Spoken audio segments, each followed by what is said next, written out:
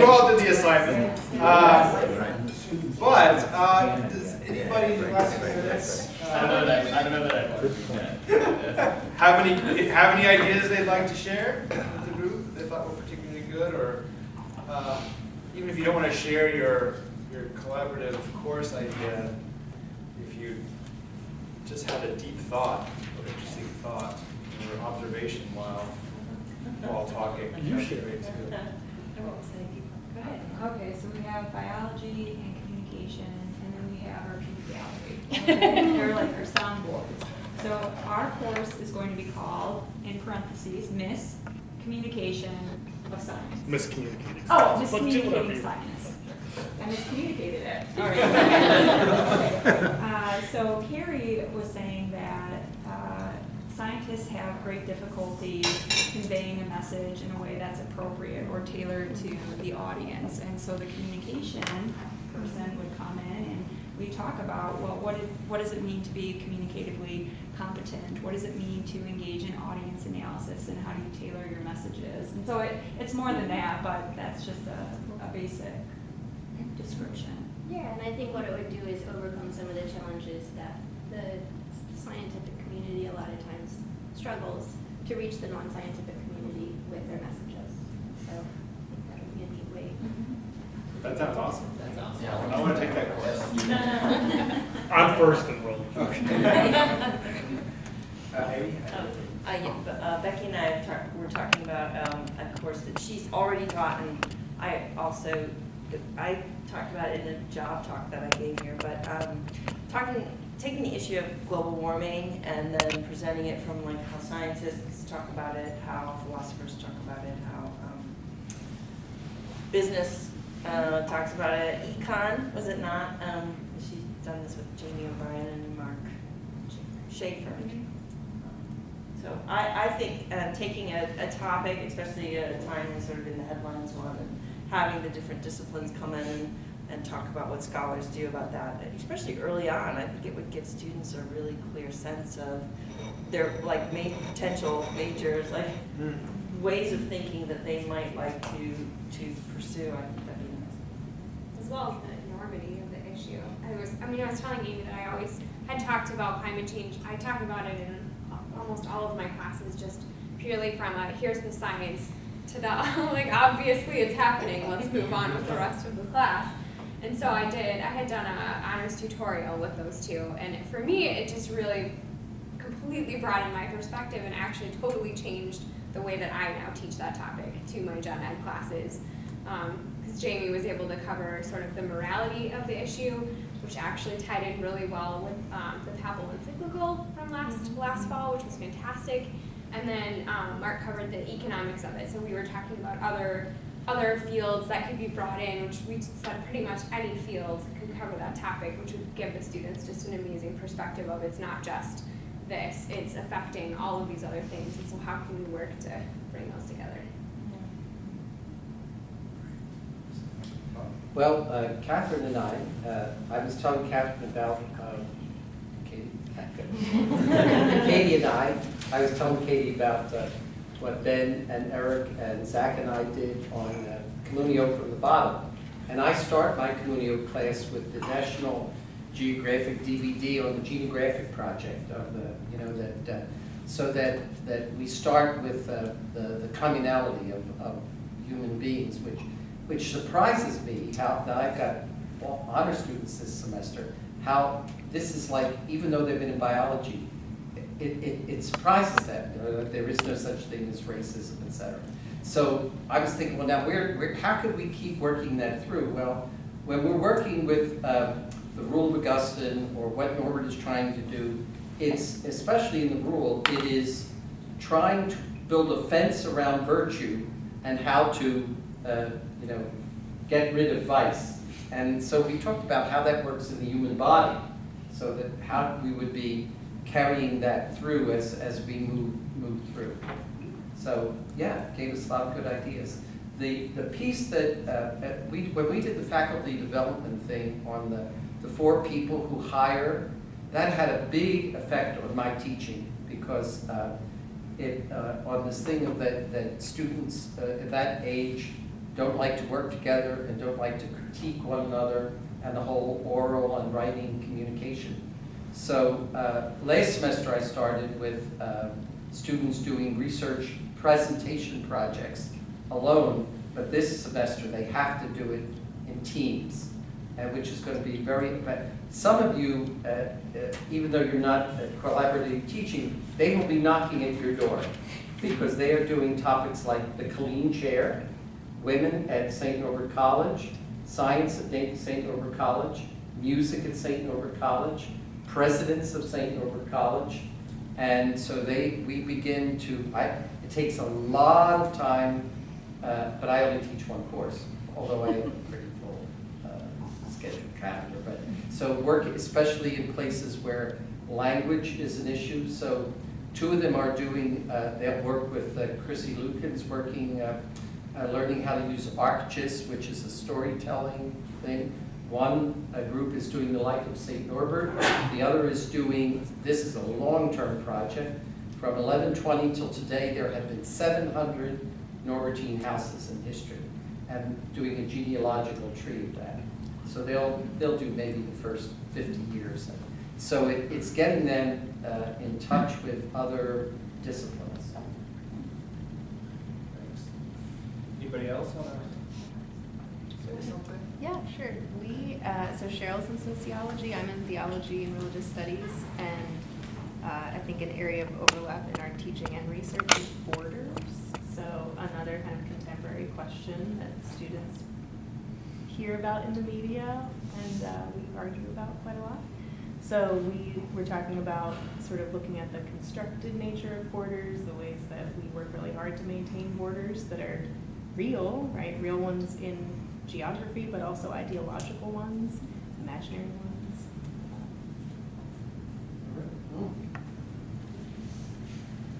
Anybody else? Sure, you have too many cooks. Yeah, so we physics, philosophy, and writing. So we talked about a lot of topics. So some of what we talked about was sort of looking at the ways in which, I mean, particularly physics, but scientific developments have shaped the way that people either wrote about or use those concepts within writing. And then also, right, things like causality or sort of the idea of human freedom, free will versus determinism kind of ideas, and how those ideas mesh or don't mesh with philosophical ideas, and how one shapes another, and then how those are used in writing and thinking about. So we are trying to do lots of different subjects. We talked about uncertainty a lot, Yeah. and that's where we ended, very uncertain. One of the things that was interesting, and it's a point that Eric brought up, was the assessment. And how do you, you're like, well, are they going to solve problems? Like, are you imagine, are there, or what, are there, is there going to be a test, right? And I'm like, well, I guess no, like, the only way I can conceive of it is that they're writing papers. And like, well, and so that's basically enlisting physics, for the service of the humanities in some ways. And that was, and we were like, well, do we have a, like a test where there's mathematical problems or like I can conceive that, like, and then it stopped us. So that's a problem. Yeah, I've run into a similar thing too, because I have incorporated the ArcGIS, the digital mapping, into my slavery class. Because in part I wanted it to be fun, like not every day we come in and talk about what we read, but we go to the library together and we make this map. And Anthony leads a really great census workshop too, where we find people in the book in the actual documents. But yes, no sooner did students hand in maps to me last semester than I realized I can't grade them. I have no idea what makes a good map and a bad map, so I give everyone full points, which maybe raise my studs, But this semester I assigned a paper with the map because I couldn't grade the map, and it was really very staggering to me to realize I had no way to assign a grade, and that was awful. Oh, it was great for them. For me, it was a dark night of the soul kind of moment.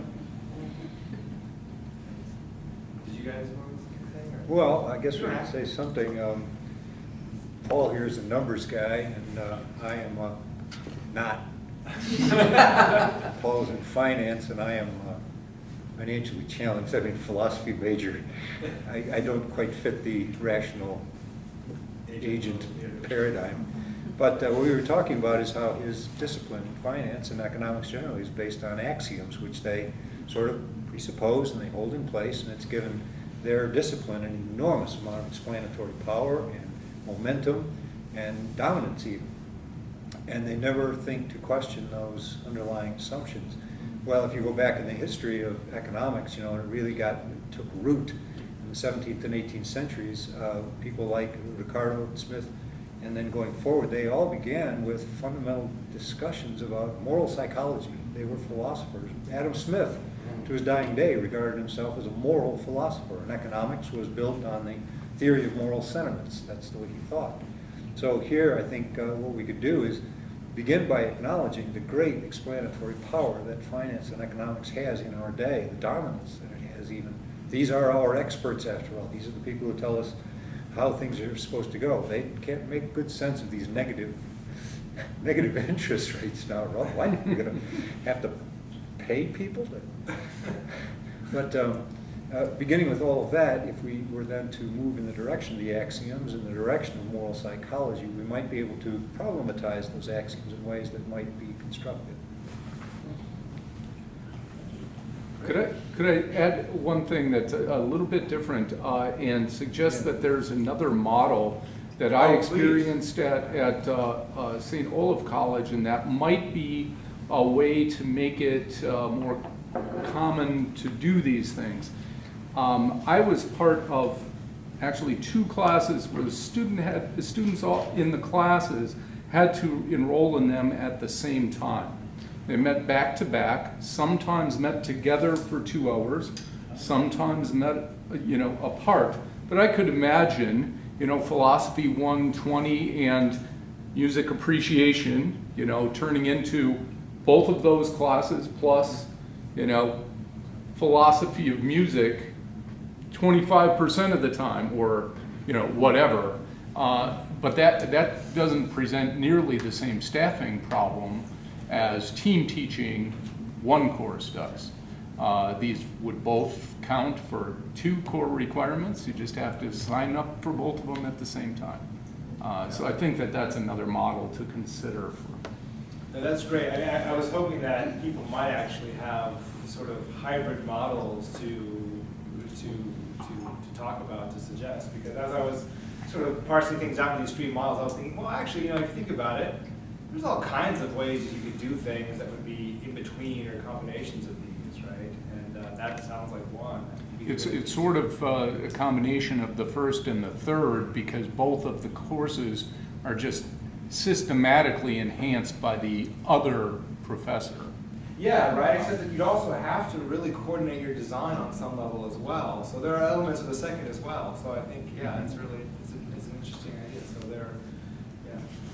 I was also thinking of another model. This came out of discussions, so some of us actually almost took to Deirdre's, the program to the Sturgill Center about building service learning into a class.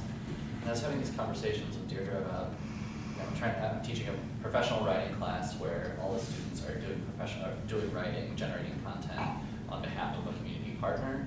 And I was confronting the problem, well, I gotta get them to know something about that partner, right? Right, and how do I make that happen? And then Deirdre and I were talking about, wouldn't it be great if that course followed on a different community engagement course, right? So maybe someone in psychology was getting students, a group of students to kind of get involved with a community partner and learn some things, right? And then advertise, okay, well now here's the communications angle, like this, working with the same partner for rhetoric communication angle. And then, right, so then the problem there would, so there that, you could grab a bunch of, sort of foster a natural progression. Right? It's like a serial temporal version of serial version of that, right? But then the problem is okay, well you can't guarantee that every student has that availability and to do that sequence. So the courses have to be designed to be open for anybody. Right. One of the things I thought is, to take writing seriously, because the director of writing across the curriculum, take writing seriously, do your written record, right? That the next body of students can jump into and look at all that research and try to make sense of it. the writing doesn't have to disappear because of the course assignments. Outstanding. Thank you. I also think, okay, so this J term, I did my first academic service learning component class, and it turned out that all four of my extremely motivated students were pre-service teachers. And the component I had was we were going to go to a middle school, a 6th grade classroom, and we were going to do a writing unit.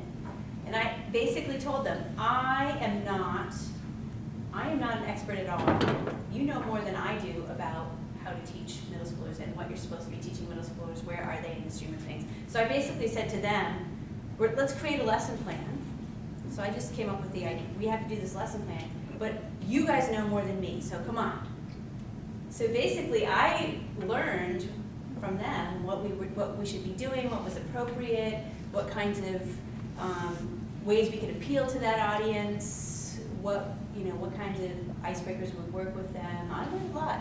And it was cool because I could see that they were sort of, as soon as I said to them, I have no idea, they really got into the class because they started to bring up, oh, this is what we should be doing. But I was the one who was then leading them to the place where they would do that, and then we could break it down when we got back together again and talk about what worked, what didn't work, Yeah, I think that brings up actually a really good point, which is that the trend these days in higher education, knowledge education, away from sort of content-based approaches to pedagogy and to activity, skill, experience based and method-based pedagogies. I think there's a lot of there's a lot of ways to work collaborative teaching in with that trend. And so I think that shows that. Joel, can I make a pitch? On your first slide, Joel's first slide, you saw that there were 143 articles in the Chronicle about integrative learning and all the rest. Well, fool that I am, I've been trying to track that literature and been going half blind with it. This thing is out there. There are all kinds of models now that are being developed in various institutions across the country. I'm trying to build a concept. It's called integrative studies, program, major, I don't know. But I want to develop this thing to accommodate, to capture as much of this as we can. There's an awful lot of energy in this room. And if we can figure out some way to programatize this, I think we've got the kindling right here. It'll take. So I took your names, all of your names. You're recording. You're on my mailing list now. Feel free to ignore any missive that you get from me. I'll try to keep you apprised of how this is developing. I think I'm going to actually bring it to the Humanities Division at the next meeting. The model that I've got, it needs a lot of work and I need a lot of input, but I want to programatize this. I want to figure out a model that we can instantiate here to capture this energy. Great. Yeah, I mean, my hope is that this would be a catalyst as much as anything for future work. To that end, I just want to end real quick by talking a little bit about resources for faculty. See, Drew, you are in it. Different resources, and this is not by any means an exhaustive list, but these are a bunch of resources that I can think of that we might be able to use. The course delivery model or similar models identify faculty who might be willing to teach J-term and intersessions, main masters and such. So this is a picture of Drew Sheeler and I with our students in our trip to Greece, which we taught over J-term, right? So college is trying to build up our study abroad program right now. So this is another opportunity for collaborative teaching, which actually ended up working, I thought, really awesome. Well. Yeah. It was really great. We're having a good time. See? Just having a good time. That's the theater at Epidaurus.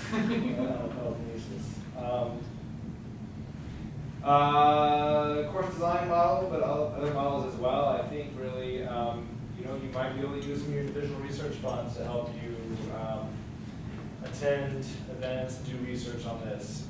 Course development grants from FactDev might be